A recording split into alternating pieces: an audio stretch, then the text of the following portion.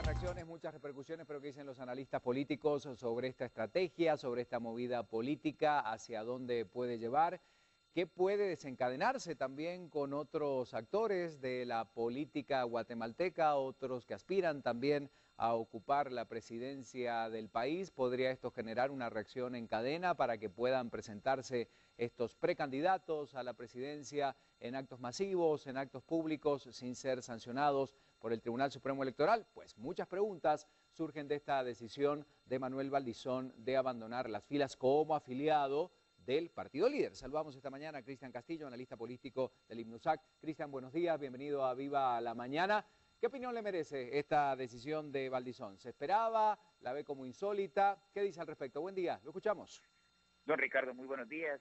Bueno, nos agarra de sorpresa una decisión que se puede interpretar como una estrategia que lo que busca es reaccionar ante el excesivo proceso de judicialización de la política nacional. Esta decisión encaja perfectamente dentro de algo que sucedió en el 2011 respecto de la candidatura oficial de la entonces primera dama de la nación, quien recurre al divorcio para poder evitar la posibilidad de no poder ser candidata presidencial en aquel momento. Y desde ese momento se señala esa acción como un fraude de ley, que lo que buscaba era romper el vínculo que le impedía el poder responder a los parámetros que establecía la ley para ser candidato. Pareciera que esta es la misma estrategia que usa ahora Manuel Valdizón, rompiendo sus vínculos con el partido que está suspendido por el Tribunal Supremo Electoral, y demuestra que él no está dispuesto a sacrificar su estrategia de posicionamiento mediante propaganda electoral por encima del partido. Entonces renuncia al partido, se sale del partido y anuncia que como ciudadano pues continuará con sus acciones de propaganda electoral.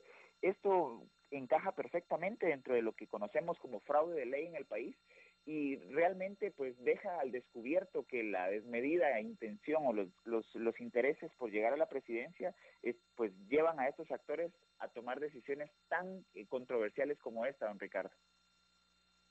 ¿Se puede dar o no reacción en cadena? Porque tomemos en cuenta que muchos personajes de la política guatemalteca, secretarios generales, la mayoría de distintos partidos políticos, también están en la misma posición, no pueden realizar ningún tipo de campaña, presentarse ante actos masivos, pues justamente por el famoso tema de las sanciones por campaña anticipada. ¿Podrían reaccionar así algunos otros personajes de la política del país? Efectivamente, don Ricardo, y sobre todo aquellos que tienen la prohibición de no poder hacerlo y que entran en angustia respecto de que sus rivales del oficialismo no tienen ningún tipo de prohibición, toda vez que están cumpliendo un puesto o un cargo público, que no tiene prohibición hasta que no haya un proceso convocado, un proceso electoral convocado.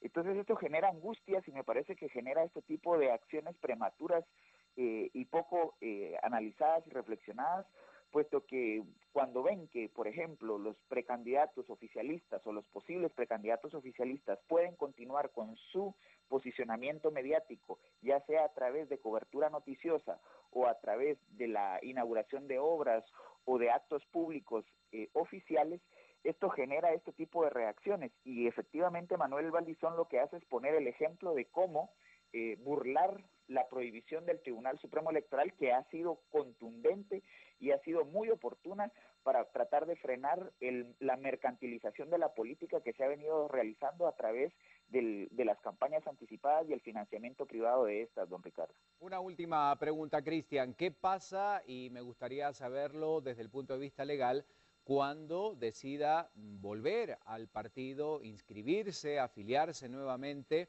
con el proceso interno? ¿Hay algún marco legal que hable de qué pasa con este proceso, si puede volver a ser secretario general, sobre todo en vistas de la proclamación como precandidato o candidato oficial de esta agrupación política a la presidencia del país? ¿Qué pasa con estos tiempos legales? ¿Puede hacerlo sin ningún tipo de problema, volver a inscribirse, volver a ser proclamado como candidato? ¿Hay algo que lo indique?